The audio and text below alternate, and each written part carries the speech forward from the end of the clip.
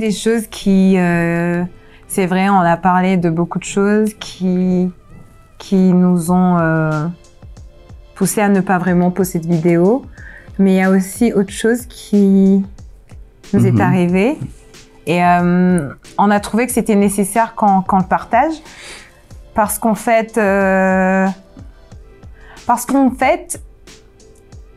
ce qui nous a permis vraiment de pouvoir, ce qui m'a permis moi en particulier de pouvoir vraiment guérir, si je peux dire, même si on ne guérit jamais de ce qui est arrivé, mais de pouvoir avancer, aller de l'avant, c'est grâce à d'autres expériences que j'ai entendues, que j'ai vues, que l'on m'a partagées et dont on a trouvé que c'était nécessaire. Qu'on vous partage aussi cette expérience, c'est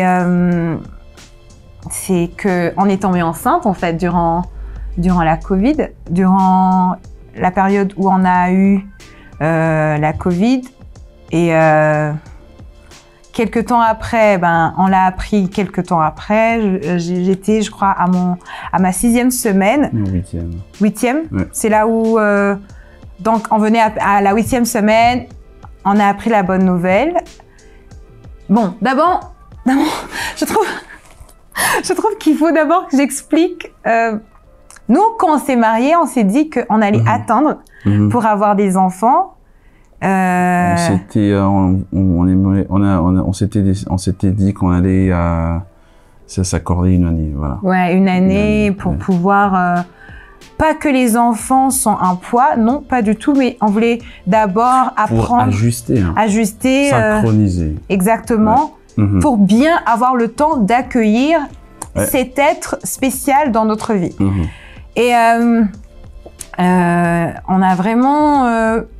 on a vraiment essayé de pouvoir compter les jours parce que nous, on l'a fait...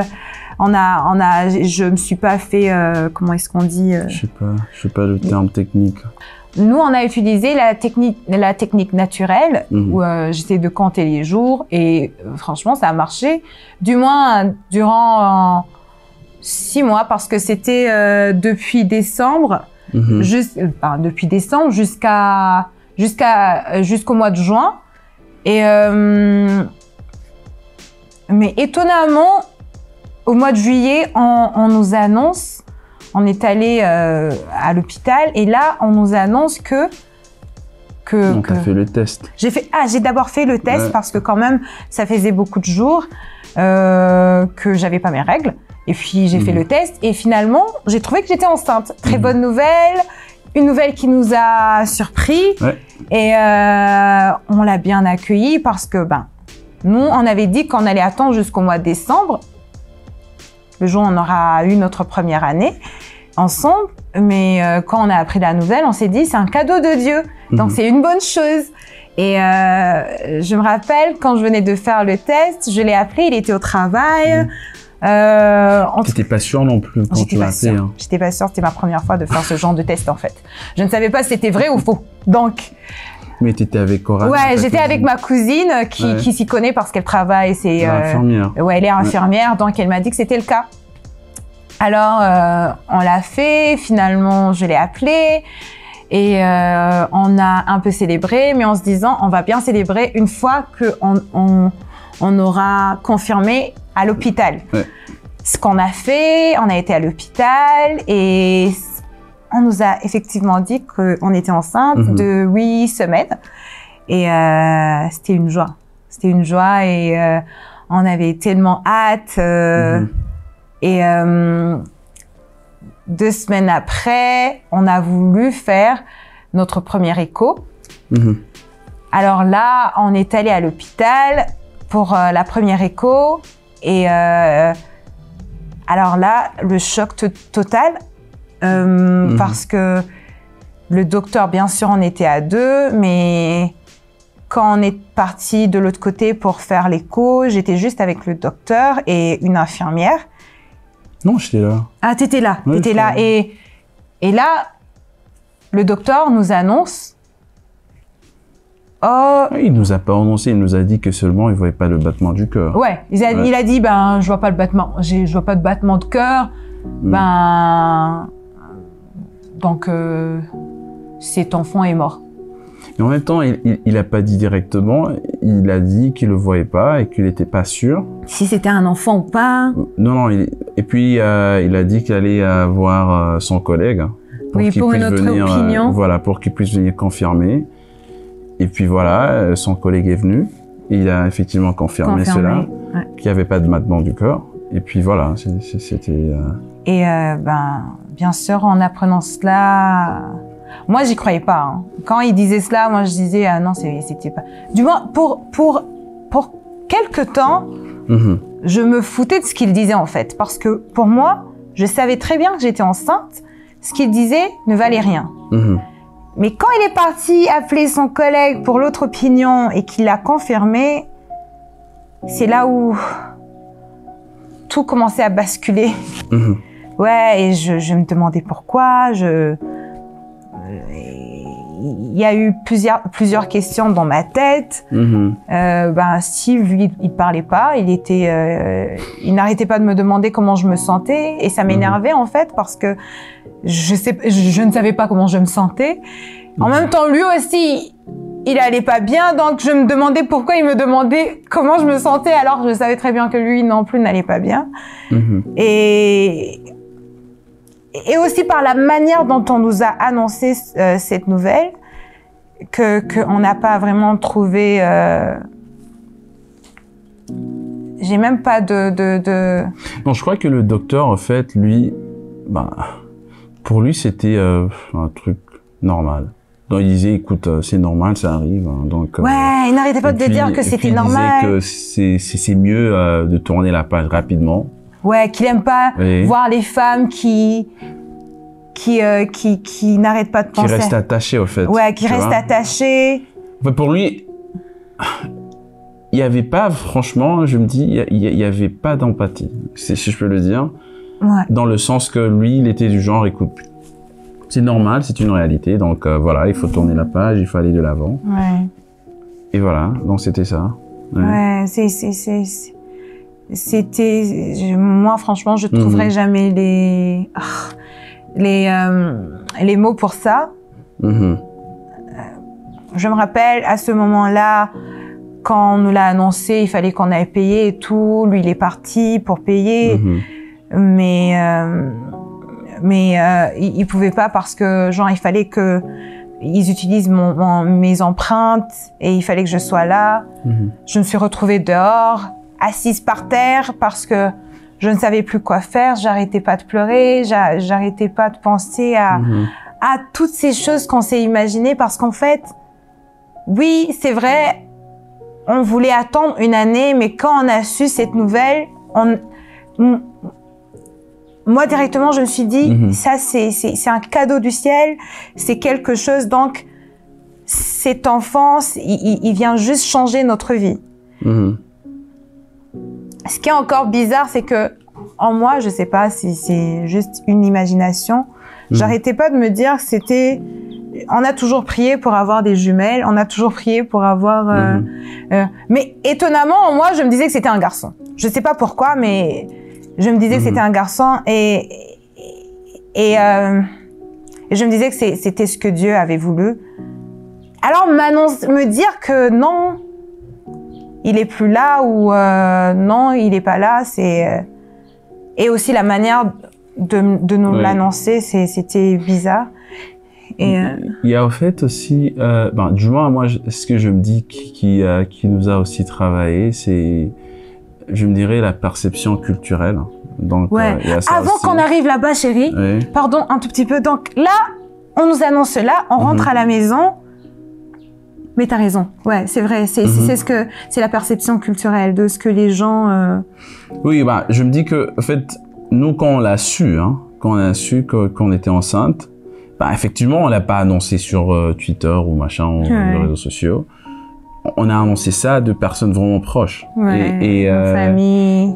Et c'est fou parce que, bon, au début, on se disait que, c'est normal, ça arrive, tout ça. Mais à la fin, en fait, l'une des raisons pour laquelle on s'est laissé, parce que moi, je t'encourageais de pouvoir en parler parce que je me dis, ça fait partie de la guérison. C'était, enfin, quand on commençait à en parler, couramment, avec tout le monde, en fait, ce qui nous revenait, c'était beaucoup plus cette pression de personnes qui disent, écoute, normalement, on ne dit pas apparemment, il faut qu'on le dise après le premier trimestre. Ouais. Je comprends pas cela. Jusque-là, moi, je suis pas convaincu. Mais en même temps, parce que tu peux toujours avoir une fausse grossesse après même le deuxième trimestre. C'est possible. Même après, même Exactement. durant le troisième trimestre. Même après que l'enfant soit né. C'est aussi possible hein, qu'il y ait, je sais pas, un problème, je sais pas, tu vois. Mais pour moi, l'idée, c'était, peu importe le temps, si quelqu'un te fait part de cela. C'est une bonne nouvelle. C'est une bonne nouvelle. Donc, et si quelque chose se passe par après, voilà, donc ça fait partie de la vie. Mais le fait de dire que il faut jamais le dire, il y a des proverbes, moi je me rappelle même pas de cela. Il y a un proverbe qu'on nous a raconté que je sais pas, je me rappelle pas bien. Mais en même temps, en fait, on s'est rendu compte qu'après, la plupart des gens, ils gardent ça pour eux. Oui. Et c'est pas bon. Je me dis c'est pas bon. Effectivement, les personnes ont différentes façons de gérer leurs problèmes, mais en même temps, surtout, si jamais quelqu'un te dit cela, il faut pas minimiser cela. Ouais. Il faut pas recevoir cette nouvelle avec cette connotation culturelle entre guillemets. Sauf que moi, je suis totalement pas d'accord avec cela. En fait. Et maintenant, quand on nous a annoncé cela, parce que l'une des raisons qu'on nous disait, pourquoi il faut pas l'annoncer avant, parce que le premier trimestre, n'importe quoi peut se passer, machin. Alors, quand maintenant, le pire est arrivé, on s'est, ok, c'est fou maintenant. Oui. Et en même temps, les gens qui nous avaient dit cela, quand on leur a dit cela, et aussi, ils étaient un peu... Ils savaient pas comment s'y prendre, en fait. Ouais, hein, voilà. Tu vois non, parce que ils se disaient peut-être qu'ils vont croire que, je sais pas... C'est un mauvais sort qu'on les a lancés. D'une façon. Donc, du coup, bref, c'est pour dire que c'est quelque chose de normal si quelqu'un te le raconte. Un ami, oui, moi je trouve que d'abord, un frère, une sœur, il faut que ça soit en premier une nouvelle, une bonne nouvelle. Une bonne nouvelle, tu devrais te réjouir par rapport à ça. Oui. Et garder... Et tu as parlé aussi de cette vidéo-là que je sais pas, c'est une amie à toi qui te l'a racontée. Oui. De plus ou moins la même histoire. Exactement. Donc, en fait... Qui, je dirais, t'a même inspiré. À pouvoir le partager. Ouais. Nous, en fait, quand on a appris la nouvelle, nous sommes rentrés, on a parlé à un ami, à Steve, qui nous a demandé aussi d'attendre, parce que il se peut des fois... C'est Dorel. Hein. Ouais, c'est Dorel. On te salue, hein. Et qui nous a demandé d'attendre pour une semaine avant de passer à autre chose. Donc, on a attendu et on a changé de docteur directement parce que je voulais même pas voir le premier. Et effectivement... le deuxième a confirmé ce que l'autre avait dit, mais avec plus d'empathie parce qu'il a aussi essayé de nous faire comprendre, de nous expliquer. C'est les fameux Dr Claude, il faut le revoir. Lui, vraiment, Dr Claude, il est bon. Et franchement, donc, il nous a expliqué pourquoi, il nous a même montré la taille de l'enfant. Il était vraiment explicite. Ouais, franchement, là, j'ai essayé de comprendre pourquoi, parce que quand ça arrive, t'as une et plusieurs questions que tu te poses, et en particulier, genre, je me disais que j'y étais pour quelque chose. Mais en fait, c'est faux. Ça arrive à beaucoup de gens. En tout cas, après ce qui m'est arrivé, j'ai appris que c'est arrivé à beaucoup de gens. Et c'est plus par leurs expériences que j'ai appris à prendre ça comme si c'était pas un tabou ou quelque chose de pire, ou comme si je venais de tuer mon propre enfant, en fait. Et j'ai appris beaucoup. Il y a beaucoup de femmes qui m'ont... moi, finalement, comme Steve l'a dit, il n'arrêtait pas de me dire d'en parler, et moi, je suis pas du genre à garder des choses pour moi, en fait. Non, au début, c'était pas aussi facile pour ça. Ouais, c'est vrai, en même temps, je voulais pas en parler. Au début, je me rappelle bien, tu voulais même pas sortir de la maison, tu voulais juste rester à la maison, le travail, la maison et tout ça. Oui. Donc, voilà. Ouais, c'est vrai que je voulais pas en parler parce que je trouvais, en fait, que moi, je trouvais que c'était une situation bizarre qui m'était arrivée, que je devrais pas dire à qui que ce soit, en fait. Ouais, surtout à cause des retours des gens qui n'arrêtaient pas de me contrarier. Et je me disais que c'était pas vraiment bien de le partager. Mais par après, j'en ai parlé à une amie, je lui ai dit, en fait, ce qui m'est arrivé. Elle m'a parlé d'une vidéo que j'ai suivie d'une famille franco-sénégalaise qui est passé par la même chose, et ça m'a vraiment touchée, et c'est pour cela que j'ai été inspirée de pouvoir en parler. Mais en même temps, c'est pas seulement ceux qui ont eu des fausses couches, mais c'est aussi ceux qui ont eu des grossesses assez difficiles, et à un moment donné, elle n'arrêtait pas de dire « je ne sais pas si je vais pouvoir être maman, en fait ». Même si cet enfant naît, je ne sais pas si je vais pouvoir être une bonne mère à cause de cette grossesse qui a été assez difficile. Il y a comme l'expérience de Karen, elle l'a aussi partagée sur les réseaux sociaux. Il y a beaucoup de femmes qui ont essayé de partager leurs expériences, et ça m'a vraiment beaucoup marquée. Et par après, on s'est dit qu'il fallait vraiment qu'on le partage. Mais durant toute cette expérience, il y a de ces questions ou de ces réponses. Moi, j'aimerais vraiment, je m'adresse à toutes les personnes qui sont en train de nous suivre. Des fois, vous n'êtes pas obligé de répondre. Des fois, c'est bien de dire « Ah, waouh !» ou bien « Félicitations !» T'es pas obligé de répondre négativement. Moi, je me rappelle, il y a une personne qui m'a dit « Ah, t'es pas censé le dire vraiment, comme il a dit, avant le premier trimestre. » Il y a d'autres personnes qui l'ont appris par après. Entendre une personne te dire « Oh, mais c'est ta première fois, donc c'est bon. » Ou bien genre « Au moins, tu sais que tu peux avoir des enfants, mais attends... » Moi, des fois, je trouve que c'est vraiment... Là, limite, tu peux garder ça pour toi et ne pas le dire, parce que c'est vraiment blessant pour la personne qui a traversé cela. Donc, j'encourage toutes les femmes, et aussi dans notre culture, des fois tu passes 1 année et 6 mois sans avoir d'enfant. Des fois c'est un choix que tu as. Des fois c'est à cause de toutes ces expériences que tu traverses. Donc, au lieu d'aboutir à des conclusions hâtives comme quoi, oh, je sais pas, elle peut pas avoir d'enfant. Oh, arrêtez. Arrêtez, parce que vous ne savez pas ce que les personnes sont en train d'endurer, en fait.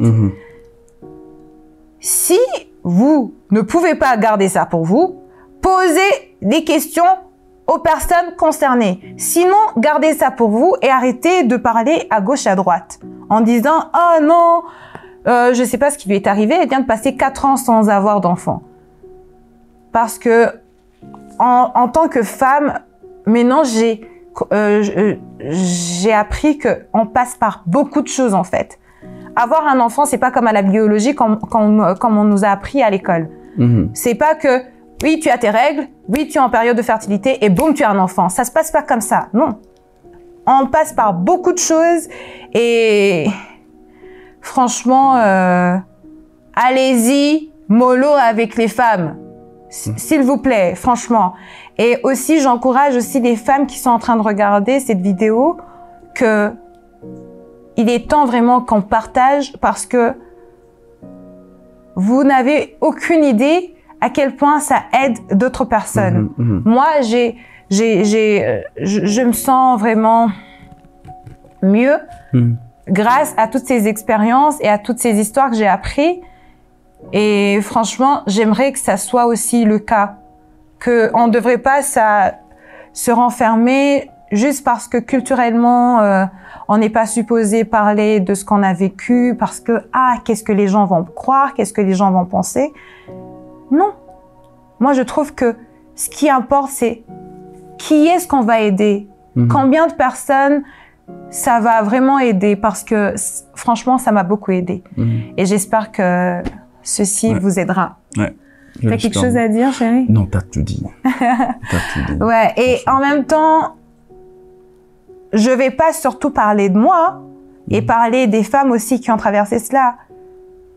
On reconnaît aussi tous nos maris qui nous soutiennent, parce qu'il y a de ces fois où, franchement, ils pouvaient rentrer à la maison, ils me demandent comment tu vas, parce qu'il a envie d'être là. Des fois, tu ne sais même pas. Tu ne sais même pas ce que tu veux en fait. Tu as juste besoin qu'une personne soit là pour toi. Des fois, j'arrêtais pas de pleurer. Des fois, je regardais les femmes enceintes et je me demandais pourquoi. Il est même arrivé à un point où je me suis dit, peut-être que je suis pas bonne pour devenir mère. Il y a beaucoup de choses, hein. Il y a beaucoup de choses. Donc ça, c'est toute une expérience. Et je me dis, je ne crois pas que ça soit fini, parce que il y a des moments qui arrivent où on se sent encore anéanti et on se demande pourquoi. Est-ce que c'est facile ou bien c'est rapide pour certaines personnes? Des fois, on se dit entre nous, waouh, il y a de ces personnes qui ne veulent pas avoir d'enfants, pourtant c'est facile. D'autres personnes veulent avoir des enfants. Ça prend des années, donc on ne sait pas. C'est ça la vie. On n'est pas au paradis, c'est comme ça. Mais bon, quand même, la bonne chose, c'est que on soit là pour se soutenir et pour s'entraider par ce qu'on traverse. Les bonnes, les mauvaises expériences, ça aide d'une manière ou d'une autre. Voilà. Ouais. En tout cas, on espère que ça vous a inspiré, que vous avez appris une ou deux choses. Et surtout, faites-nous savoir ce que vous pensez de cette vidéo. Si vous avez des questions, eh bien, commentez. Et des histoires à partager. Et des histoires à partager. Merci beaucoup. Abonnez-vous, likez. C'est sur Jassy. À très bientôt. À très bientôt.